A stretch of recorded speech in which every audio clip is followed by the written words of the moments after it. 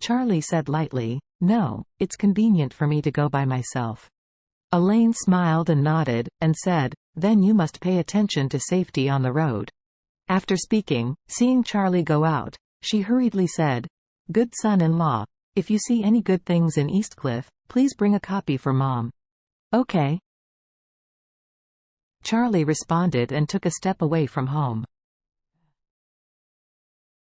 Orus Hill Airport.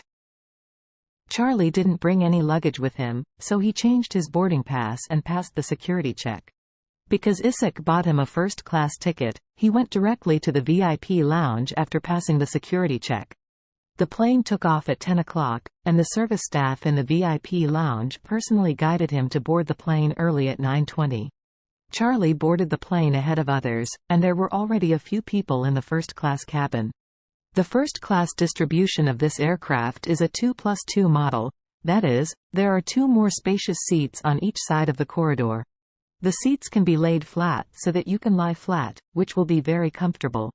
Charlie's position was near the window, and after sitting down, he looked out the window in a daze. For more than 10 years, he has not been in this state. Anxious and faintly expecting. The ancients said that he was close to his hometown, and it could not be more appropriate to describe him now. The plane was still picking up passengers, and when he smelled a faint scent in his nostrils, he turned his head and glanced subconsciously.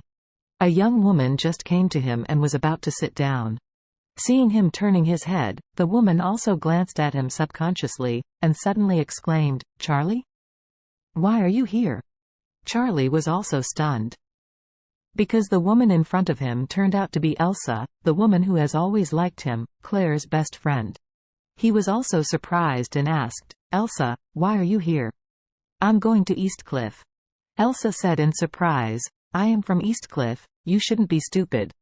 After that, she hurriedly sat down and asked excitedly, "What about you? What are you doing in Eastcliff? What about Claire? Didn't she come with you?" Charlie shook his head and said, "I have something to do in Eastcliff. A friend introduced me to a feng shui job.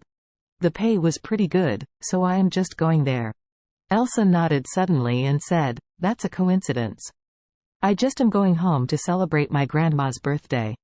I didn't expect that we were not only on the same plane, but the seats are next to each other. I say we two are particularly destined."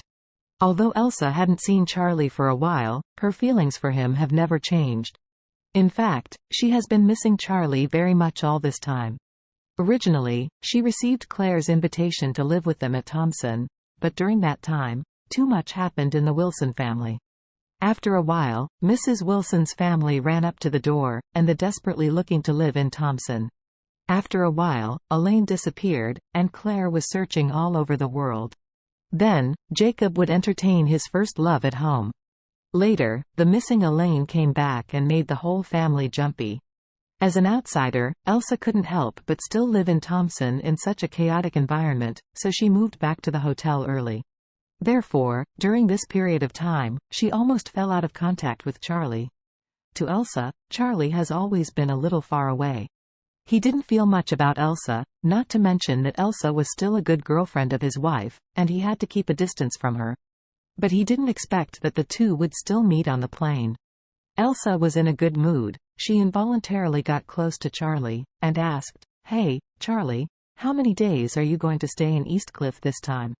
Charlie said, "Not necessarily. It depends on the speed of the work. If it is fast, it will be 2 or 3 days, if it is slow, it will be 4 or 5 days." Elsa said excitedly, "Oh, I booked the ticket 4 days later, how about you?" "When did you book the ticket? Can we come back together then?" Charlie said frankly, "I haven't booked the return flight ticket yet. Let's talk about it after the matter is over. It's still not sure." Elsa said hurriedly, "Well then, when you are done with things, you tell me, I will see if the time can be coordinated, and if we can coordinate, then we will come back together." Charlie was somewhat repulsive in his heart, but on the surface, he still said indifferently, "Let's look at this when the time comes. There is still a lot of uncertainty." Elsa didn't even notice that Charlie was perfunctory, so she nodded and agreed. Then she asked curiously, "What are you up to? How are you?" Charlie said, I'm not busy, just show people feng shui occasionally, and stay at home for the rest of the time. Elsa asked carefully, after Claire came back, her mother didn't trouble you, right? No. Charlie smiled and said, she is much more peaceful now than before? That's really great. Elsa sighed sincerely, I'm afraid Aunt bullies you at home. It's great that she can settle down. Charlie nodded lightly, took out his mobile phone, sent a WeChat message to Sarah, and said to her, Sarah, give me a specific address of your home, I will be there today. Sarah immediately sent him a voice call and asked excitedly, Charlie, are you coming here today? Yes. Charlie said, I just finished handling the matter here last night, so I booked today's ticket temporarily. Sarah hurriedly said, what time does it land? I will pick you up at the airport. Charlie thought that she was a big star, and it was estimated that the paparazzi would follow her in and out, so he said, don't bother, send me a specific position, and I will do it myself. Sarah said, no.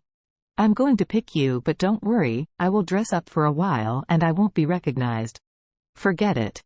Charlie said, the paparazzi are very powerful. How many celebrities cheated and broke their shoes? They thought they were well hidden, but they were all procured by the paparazzi.